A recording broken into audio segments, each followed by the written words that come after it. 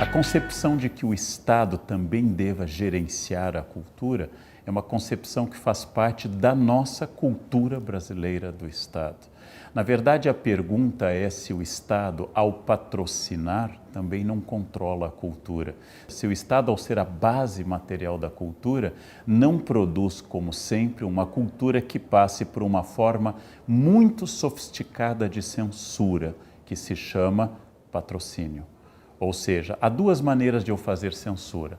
Aquela das clássicas ditaduras como o nazismo, no qual se barra qualquer produção que não seja de acordo com o Estado, e há uma censura de mercado, uma censura de patrocinador, uma censura de empresa, a censura do dinheiro. Porém, a sociedade brasileira, organicamente, ainda não se articulou para produzir e substituir este papel, ou do Estado, ou das empresas estatais. O que é fraco no Brasil é a tradição dos liberais contra o Estado e a tradição dos anarquistas contra o Estado.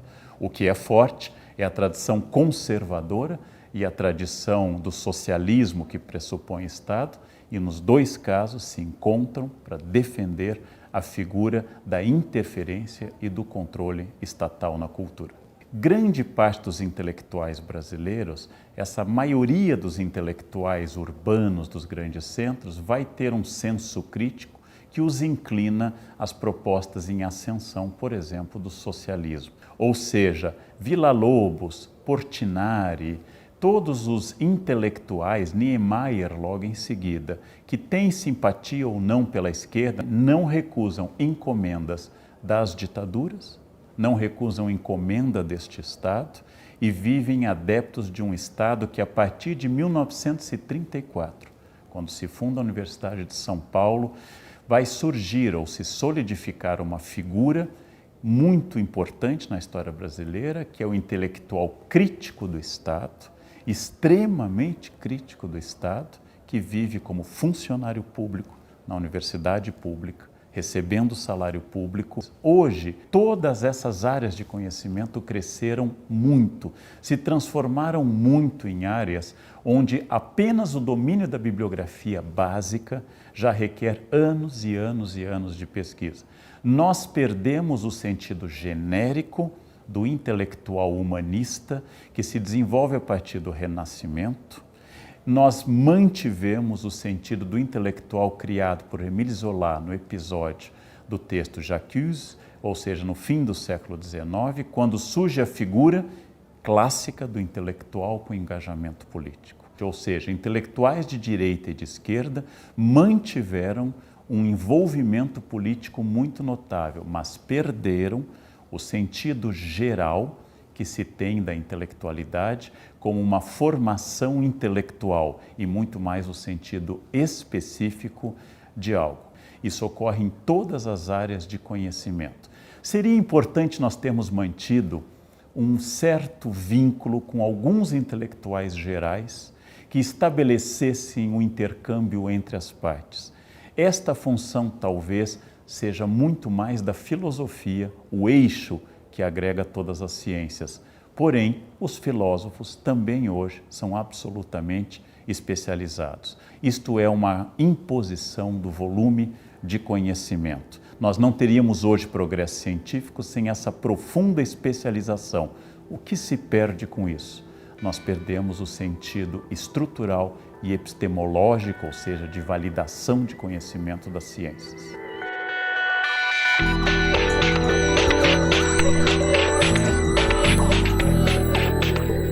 Nós não temos na política brasileira uma discussão intelectual em qualquer sentido da palavra.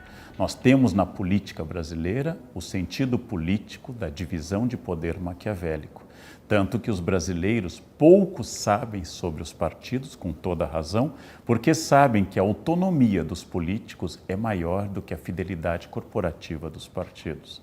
Hoje, provavelmente, apenas os partidos pequenos de extrema esquerda tenham alguma coerência partidária. Porém, os grandes partidos que gerenciam o poder no Brasil não tem uma base ideológica, não tem um programa, não tem uma unidade. Nós não temos no Brasil, e provavelmente nunca tivemos em larga escala, o sentido aristotélico da política. As discussões sobre formas e administração. Como nós temos no Brasil uma escassez também da ideia de estadistas, ou seja, administradores que pensem o tempo para daqui a 50 e 100 anos. A política na América Latina sempre foi salvacionista, messiânica, centrada no executivo, individualista, muito pouco ligada a ideias, muito pouco ligada à coerência ideológica e muito prática. A presença de um intelectual, de uma mulher, de um negro, de um ex-camponês, de um ex-qualquer coisa, não garante, pelo contrário, a presença efetiva das suas ideias, da sua origem, da organicidade do seu grupo no poder. Na verdade, há pouca distinção política entre os governantes brasileiros, independente da sua origem. E há pouca coerência entre a sua origem e a sua atuação.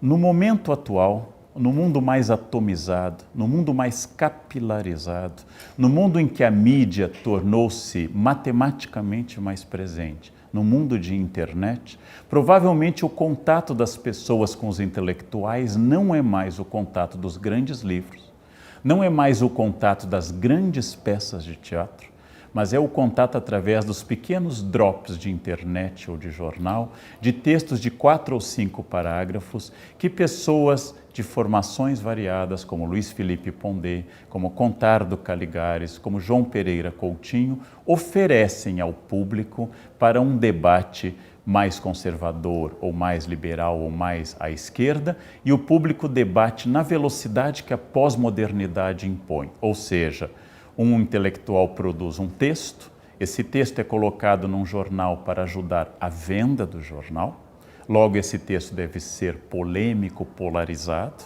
as pessoas reagem mandando cartas para o jornal, as pessoas debatem, eventualmente alguém responde, e no prazo que esse jornal se transforma em embalagem para banana da feira, o debate se desfaz.